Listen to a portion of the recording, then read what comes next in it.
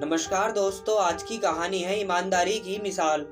ईश्वर कभी कभी अनजाने में ही अपने हाथों से कुछ ऐसे काम करवा देता है कि यकीन करना मुश्किल होता है। बात उन दिनों की है जब बैंकों में सीसीटीवी कैमरा और रुपए गिनने की मशीन नहीं हुआ करती थी। मेरे पिताजी एक सरकारी बैंक में काम करते थे। एक बार ये हुआ, बैंक में बहुत भीड़ थी। सबको पैसे हाथ से गिनकर दे रहे थे। शाम को काम निपटाकर बचे हुए कैश को लॉकर में रखना होता था। जब बचे हुए रुपयों को गिना गया, 20,000 कम पाए गए। पिताजी बड़े चिंतित हुए। 20,000 रुपये बहुत छोटी रकम नहीं थी, लेकिन उनका हिसाब नहीं मिल रहा था। क्या किया जाए, कुछ समझ में नहीं आ रहा था। दिन भर का कैश अपने हाथ से दिया था, फिर गड़बड़ कैसे हुई। बैंक बंद होने का समय हो रहा था। वह इसी उधेड़ बुन में काफी देर बैठे रहे। अपने करियर में आज तक ऐसा नहीं हुआ था। इस बार उनसे ये गलती कैसे हो गई। बैंक बंद करके घर चले गए, किंतु उनका मन घर जाकर भी शांत नहीं हुआ। हो ना हो किसी को 20,000 गलती से ज्यादा दे दिए हों। अब उनकी सैलरी से ही उन्हें जमा करना था।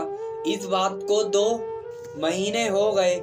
एक दिन पास ही के गांव का एक किसान आया। पूरे 20,000 रुपये मेरे पिताजी के सामने टेबल पर रख दिए। पिताजी ने उनसे पूछ लिया, जमा करने हैं? किसान, नहीं, ये आपको वापस लौटाने आया हूँ। पिताजी को कुछ समझ नहीं आया। वो बोले, लेकिन मैंने तो आपको कभी पैसे नहीं दिए थे। फिर ये किसान, श्रीमान, हो सकता है आप भूल रहे हो, अभी 2 महीने पहले की बात है। मेरी बेटी की शादी थी। बैंक में 1.5 लाख रुपए जमा थे, वही लेने आया था। आपने 1,70,000 रुपये मुझे दिए। मैंने घर जाकर देखा था, बिटिया की शादी थी तो वापस उसी समय शहर नहीं आ सकता था। फिर मुझे पैसों की भी बहुत जरूरत भी थी। ईश्वर ने मेरी मुराद पूरी कर दी। उन पैसों को उस समय मैंने बिटिया की शादी में खर्च कर दिया।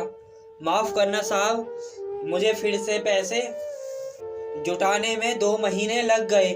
हम गरीब जरूर हैं लेकिन चोर नहीं। आपके पैसे तो लौटाने ही थे ना। पिताजी ये सोचकर मुस्कुराने लगे कि आज के भी इस कलयुग में एक सच्चे मेहनत करने वाले इंसान में ईमानदारी बची है। कैसी लगी कहानी कमेंट में जरूर बताएं और चैनल को सब्सक्राइब करें। धन्यवाद।